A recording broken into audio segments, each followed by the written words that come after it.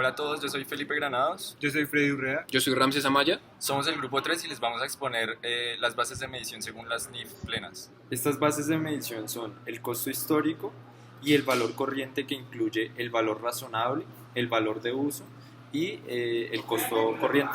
El costo histórico sirve para describir la reducción que se haga en un pasivo financiero de la empresa, haciendo pagos que extingan la totalidad o parte del pasivo o satisfaciendo una obligación de entrega de bienes. Bueno, yo les voy a hablar del costo histórico. El costo histórico proporciona información monetaria sobre los activos, pasivos, ingresos y gastos relacionados, usando información procedente del precio de la transacción u otro suceso que dio lugar a ello. El costo histórico de un activo, cuando el activo se adquiere o se crea, es el valor de los costos incurridos en su adquisición o creación, que comprende la contraprestación pagada para adquirir o crear el activo, más los costos de transacción. Esto, en pocas palabras, ¿qué quiere decir? Que es el costo o el precio pagado en el momento en que yo adquirí el producto. Y bueno, lo mínimo que buscan las empresas es que al adquirir este producto es al menos poder satisfacer el valor al que lo Como compraría. por ejemplo, tenemos una empresa que compra una maquinaria por $5,000, digamos. Este sería el costo histórico, porque es el valor de adquisición y es lo que el valor de adquisición es el que tomó a la empresa el precio que tenía la maquinaria en ese momento y el precio de su manutención, el precio de su puesta en marcha, que es cuando va a comenzar a producir, el costo del transporte cuando lo trajeron a las plantas de producción de la empresa. El costo histórico, en el caso de los activos, se usa para describir principalmente cuatro casos, o bueno, cuatro componentes. El primero es el consumo total o el consumo parcial del activo. Esto es lo mismo que las depreciaciones y las amortizaciones. El segundo son los pagos recibidos que extinguen parte o la totalidad del activo. El tercero es cuando el costo histórico del activo deja de ser recuperable, o sea, el deterioro del valor. Cabe destacar que esto no es lo mismo que una depreciación, es que el valor se deteriora, se desvalúa. Y por último, la acumulación, o sea, el devengo de intereses para reflejar cualquier componente de financiación del activo. Esos son los cuatro principales de los activos.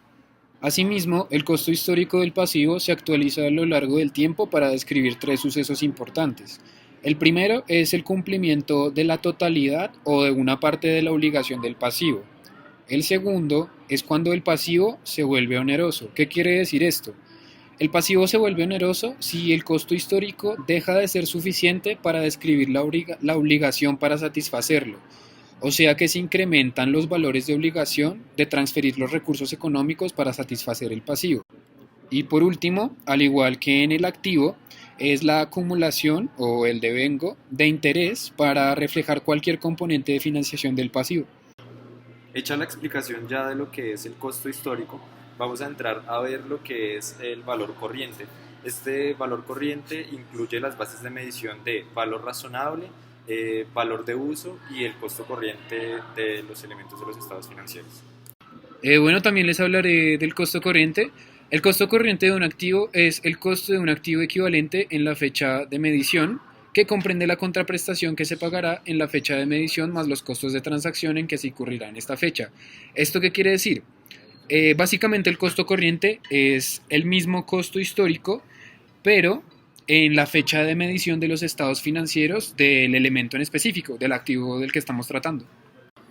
Para el ejemplo del costo corriente traeremos el ejemplo que dimos en el costo histórico de activos. Es por ejemplo esa maquinaria que compró la empresa en $5,000, digamos que la compró en 2005 y el estado financiero lo hacemos a día de hoy, 2019.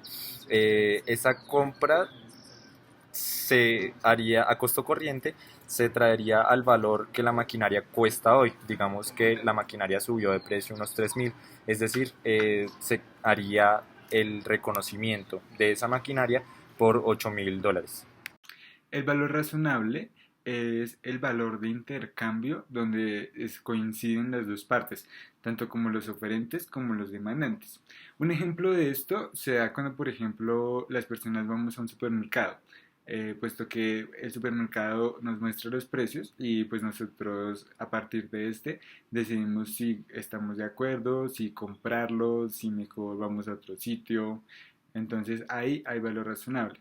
Según la NIF 13, para que haya valor razonable debe haber un mercado activo. ¿Y qué significa esto? Bueno, se compone de tres características. La primera es que haya muchos compradores y muchos vendedores.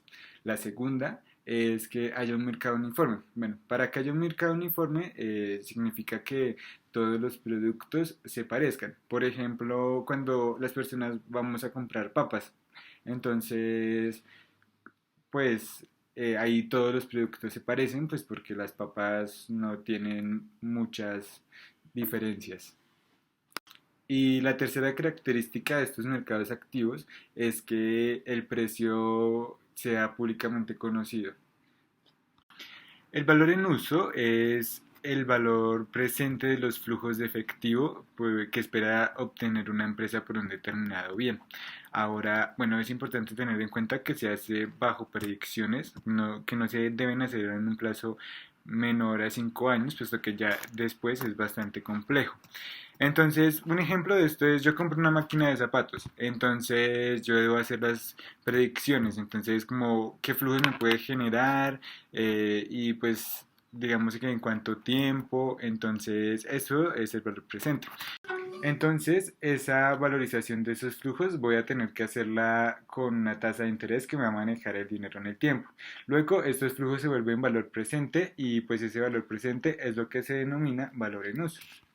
Y el valor de cumplimiento son los beneficios económicos que me va a generar o los flujos de efectivo que me van a generar a medida que yo voy satisfaciendo un pasivo.